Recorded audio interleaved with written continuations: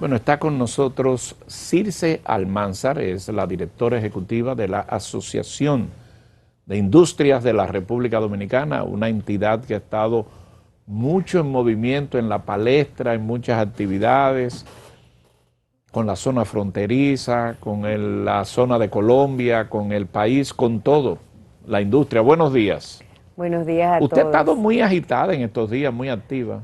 Bueno, no creo que más de lo acostumbrado. De hecho, tratamos de bajar un poco el perfil para que las aguas volvieran a su cauce. Vamos a comenzar por ahí. Se bajó el perfil. Después que las aguas volvieron a su cauce. Vamos a ver, vamos a comenzar por ahí. Yo me refiero, se bajó el perfil en la frontera y no tiene que ver nada con la situación de Haití, sino con la ley fronteriza, del cual a usted se le citó con un papel estelar.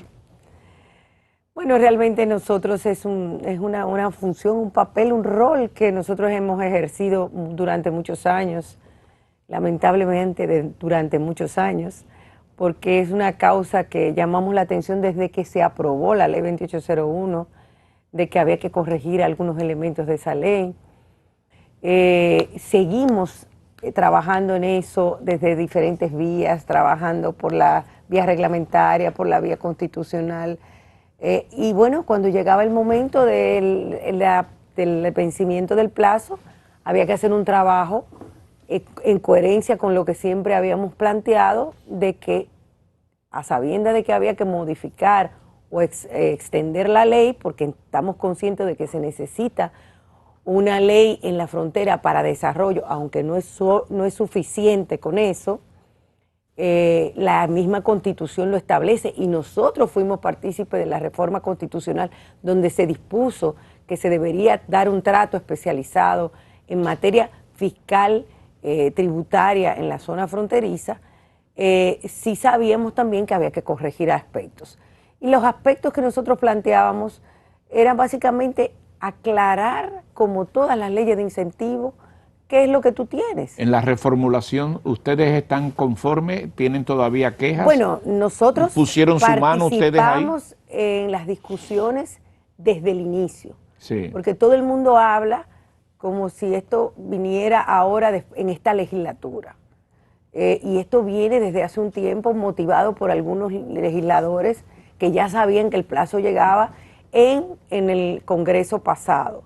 Y nosotros empezamos a trabajar en las legislaturas pasadas, no en la anterior, sino en otras anteriores, en la Comisión de Industria de Hacienda y de Fronteras de la Cámara de Diputados.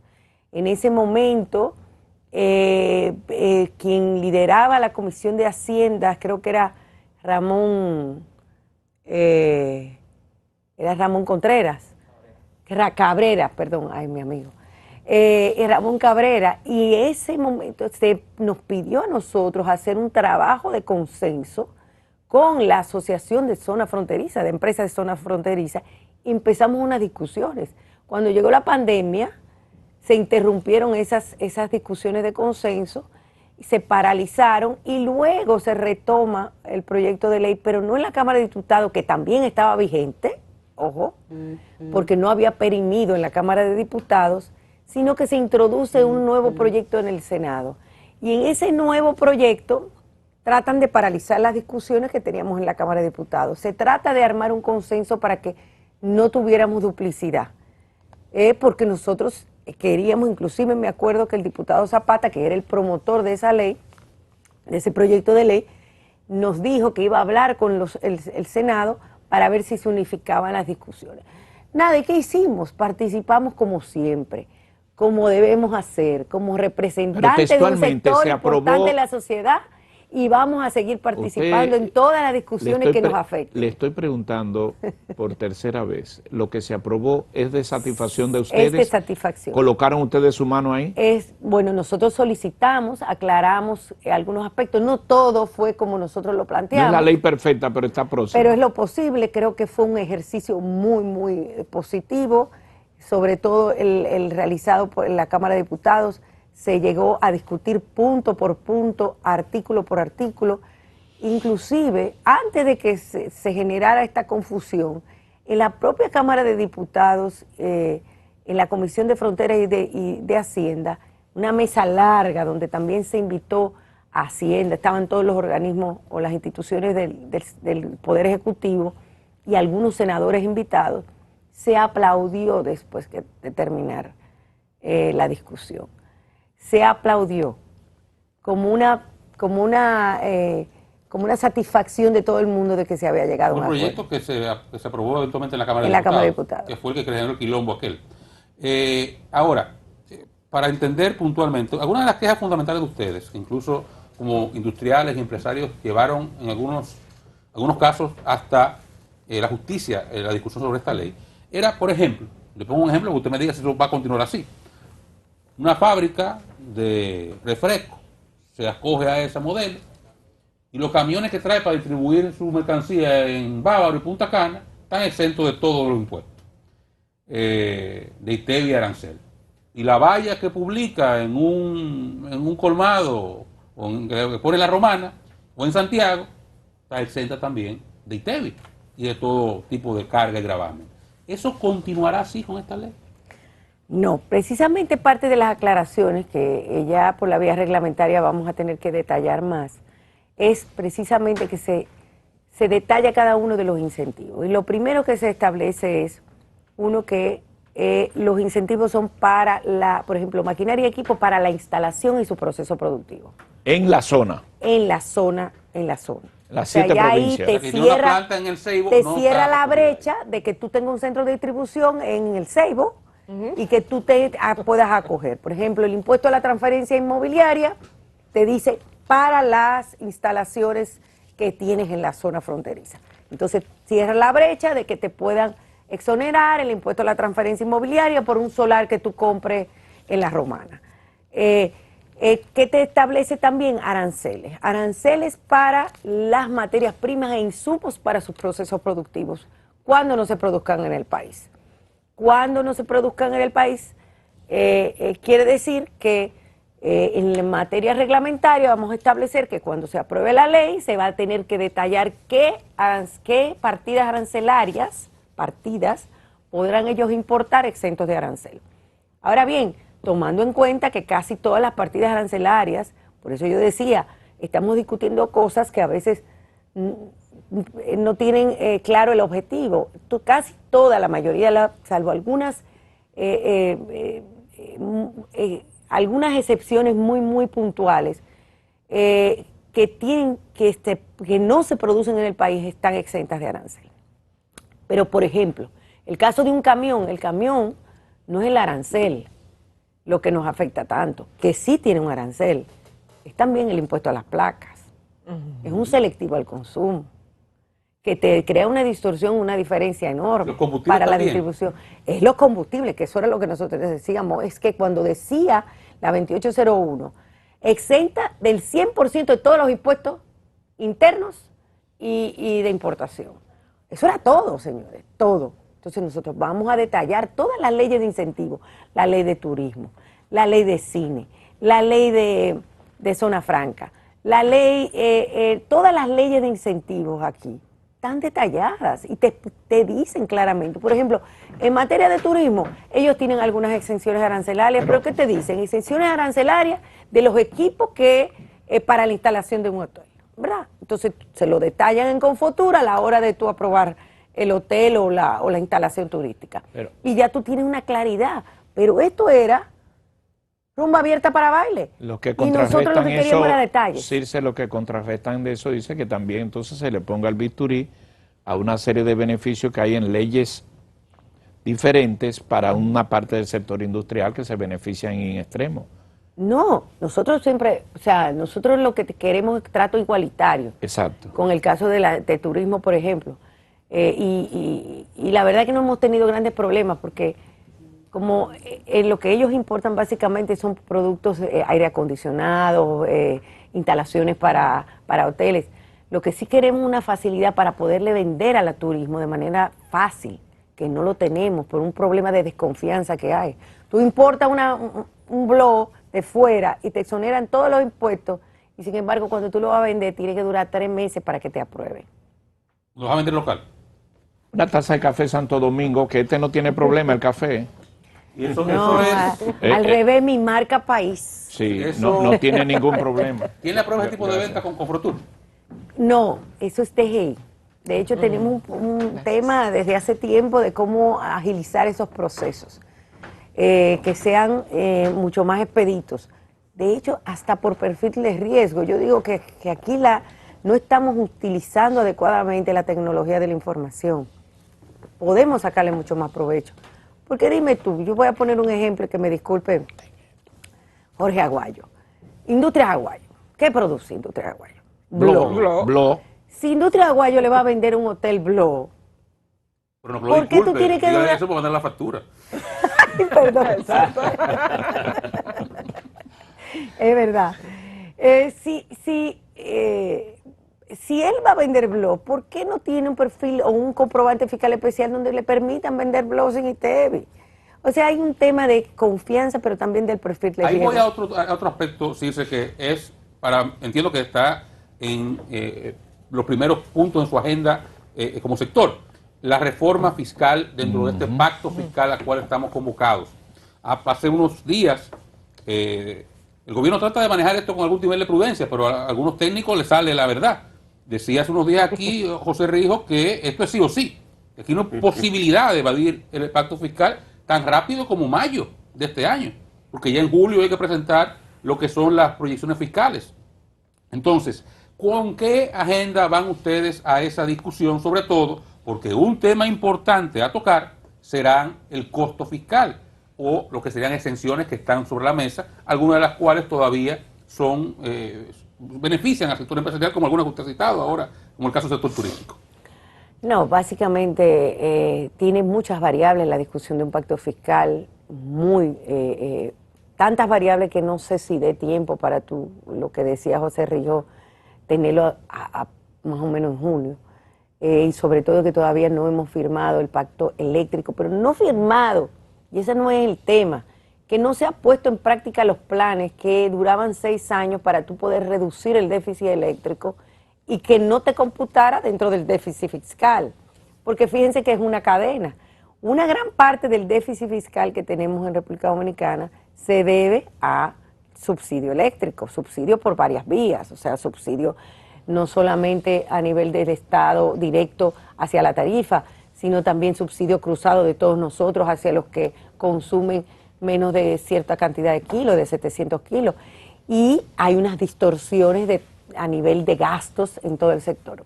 Entonces había todo un plan que tenía que implementarse, que la verdad es que yo a veces me quedo como, Dios mío, ¿y qué es esto? O sea, ¿cuándo vamos a resolver el problema del sector eléctrico? Entonces eso es una variable, pero hay varias otras. Nosotros tenemos un déficit fiscal que está en el Banco Central, pero que tú dirás, bueno, podemos vivir con él. Pero el problema es que cuando tú vayas a resolver una estructura o vayas a crear un sistema equilibrado, tú tienes que consolidar los déficits para que tú puedas realmente proyectar por dónde es el camino. Pero por otro lado, nosotros tenemos una serie de compromisos a nivel de leyes que te exigen porcentaje del presupuesto. Habrá que debatirlo, porque realmente tú dices, bueno, un 4% del PIB está bien, hay países que lo tienen más, pero cuando tú hablas de que es un 14% del presupuesto o más del 14% del presupuesto, tú dices, espérate. Entonces ahí tiene que ver con la presión tributaria. Entonces la presión tributaria, ¿por qué no sube la presión tributaria? ¿Qué es lo que está pasando con la presión tributaria? Nosotros hicimos, si ustedes recuerdan, en el 2003, 2004, 2005, 2006, 2007 y luego en el 2012 reformas tributarias. Y la presión tributaria subía un punto y bajaba. ¿Qué pasa con eso? Con las mismas leyes de incentivo, que no es el tema. O sea, ¿qué pasa aquí que no aumenta la presión tributaria? Eso hay que debatirlo. La informalidad, eso no hay que debatir tanto. Exactamente. Eso no hay que... pero no solo la informalidad, es la ilusión también, porque hay mecanismos de ilusión. Ahora mismo que a veces nos hacemos el de la vista gorda, porque todos lo sabemos. O sea, hay mecanismos aquí donde no se paga impuestos y se está cambiando el comercio para esos días. Bueno, cada quien hace lo que le corresponde. Entonces, ese elemento es importante, pero al mismo tiempo, ¿vas a castigar más a los que pagan más? No se puede. El sector industrial paga un 35% de impuestos, ahora que nos dieron una reinversión de utilidades para maquinaria. Pero tú tienes que buscar el dinero para comprar la maquinaria, tienes que tener impuestos sobre la renta suficiente para poder compensar esa maquinaria que tú gastaste con un financiamiento que tienes que coger prestado, pero al mismo tiempo tienes que solamente te permiten un 50% de esa renta neta imponible de un sector que paga todos sus impuestos. Entonces, ¿le vas a subir más al sector industrial? Imposible. Entonces, ¿qué va a pasar? Equilibrar la carga, hay que tomar en cuenta. Estamos en una crisis con el sector turístico. ¿Le vas a quitar los incentivos? Es un problemazo. Sí. Así ahora, que José Rijo, que tenga mucha paciencia.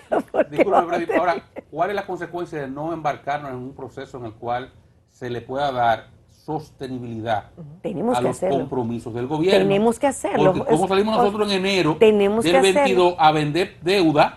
No, y ahí yo no tengo cómo pagarte. Te doy toda la razón. Vamos a pagar? Tendremos que hacerlo, porque como antes que nada somos ciudadanos dominicanos, somos sectores conscientes de la sociedad y vamos a tener que hablar, porque si no, no va a haber sostenibilidad. Nosotros hemos tenido que acudir a unos niveles de endeudamiento que no es el problema del PIB o porcentaje del PIB, es el porcentaje de pago de la deuda sobre los ingresos. O sea, estamos llegando a unos niveles donde si nosotros el 80% del presupuesto se está yendo en educación y deuda. Así es. Sí, sí. ¿Sugiere usted alguna fórmula que plantee cómo detener esa carrera alcista en los precios de los productos alimenticios de la canasta básica? Mire, don Freddy, la verdad que estos son elementos externos, exógenos, que es muy difícil controlar internamente. La forma y la mejor vía es, para mí, en nuestro entender como sector, es incrementar la actividad económica, apoyar infraestructura, tener dinero en la calle para que la gente pueda comprar los alimentos y que pueda tener acceso a esos productos de primera necesidad. Que la escasez no sea el motivo. Y que haya mayor nivel, mayor alcance de todas esas facilidades que dio la Junta Monetaria, que fueron excelentes hacia el campo. Yo creo que hubo una combinación quizá de un poco de retraso en la toma de decisiones para financiar el sector agrícola, porque se estaba haciendo vía los bancos, y estos son mecanismos que deben hacerse vía Banco Agrícola, que son las que siempre han resultado más efectivas. Pero además hay un tema con el sector agrícola de que abastecimiento a nivel de que se sintieron mucho temor y pararon un poco sus expansiones. El sector industrial, ¿cómo se encuentra hoy en cuanto a la empleomanía? ¿Cuántos empleos han podido preservar en materia de esta pandemia que ha mermado ciertamente la actividad económica? ¿Qué parte sigue en fase? ¿Cuál es la situación de ustedes en materia de sus empleados como sector? Mira, el sector industrial prácticamente no tiene ya empleados en fase 1. Bueno, fase 2 se eliminó. De hecho, el sector industrial tenía una buena cantidad en fase 2. De hecho, nosotros mismos planteamos a finales del año pasado de que era prudente ya eliminar fase 2 porque era una carga muy importante para el gobierno, y que se mantuviera fase 1 para ciertos sectores muy específicos que lo necesitaban. Y si pudiéramos estar hablando de que no pasa de un 2% de los que están actualmente en fase 1, que podrían estar dentro del sector manufacturero, quizá MIPYMES del sector manufacturero. Pero el sector... ¿Cuánto balance? ¿Cuántos empleos? Empezó a crecer. ¿Es importante la cantidad de empleos que se ha destruido en el sector industrial? ¿Cuántos se han perdido? La verdad es que podríamos decir que hubo un momento en que, por eso yo digo que fase 1 y fase 2 jugaron un rol importante. Al que la mayoría de las industrias manufactureras se hubiesen acogido a fase 2 durante el problema los meses más complejos, hizo que se mantuviera la nómina. Recuérdense que fase 2 estaba condicionado a que tú no pudieras despedir empleados. Y esa fue una medida efectiva. De hecho, nosotros decíamos que todo debía haber sido fase 2, con un poquito más de incremento. No se nos entendió en ese momento. Estados Unidos tenía ese mismo programa. Estados Unidos lo que te daba era un financiamiento a cambio de que tú no sacaras ningún empleado, y si al final del tiempo, de ese plazo, ellos verificaban que tu nómina seguía igual, te condonaban todos los intereses. Era más o menos fase 2. Quizás no con una penalidad, que pudimos haberlo hecho así, pero fue efectivo. Y eso ha hecho que no hubiesen despidos. De hecho, en el sector industrial, tú podrías ver que hubo un incremento de la nómina, pero por un tema cíclico. A finales en agroindustria, a finales de noviembre, empiezan zafras y aumentan una gran cantidad de empleos. Por lo tanto, en números absolutos o en números, podrías ver que hay un incremento de empleos. Un minuto, Circe, para parte internacional. Ustedes no tienen pares en Haití, ¿no hay asociación de industria en Haití? Sí, claro que sí. ¿Alguna relación ahora? Hemos tenido diálogos, aproximadamente 35, 36 diálogos. ¿Cuántos? Que han servido para nada. Y van a seguir. Y vi claro, vamos a seguir. Vi que ustedes se mudaron para Colombia el lunes pasado, los sí, empresarios. El sector empresarial, una comisión, gobierno, sector empresarial, bueno, de sector empresarial básicamente. Fue a ver experiencias en Colombia. ¿Bueno eso? Sí, todavía no tenemos el feedback, llegaron ayer. Okay. No tenemos toda la retroalimentación. Qué raro que usted no fue. No, porque teníamos otras cosas aquí que había que atender, exactamente. ¿Y cuándo es la 38 con Haití, la reunión? ¿Cuándo? La reunión 38 con Haití. Cuando ellos gusten. Muy sí, bien. Tendremos que hacerlo, porque ¿qué vamos a hacer? Gracias a Circe Almanzar, que la presenté y la bajé de categoría. Ella no es directora, ella es vicepresidenta. Es lo mismo. Vicepresidenta ejecutiva de la Asociación Dominicana de Industrias. Con esto termina la jornada de trabajo de hoy. Nos vamos a despedir. Ustedes saben que mañana es viernes, ¿verdad? El mejor día de aquí. Johnny Pacheco. No. Johnny Pacheco es el estelar mañana. Y ya Eugenio Pérez resolvió. Así que mañana ya ustedes saben. Nos vemos mañana.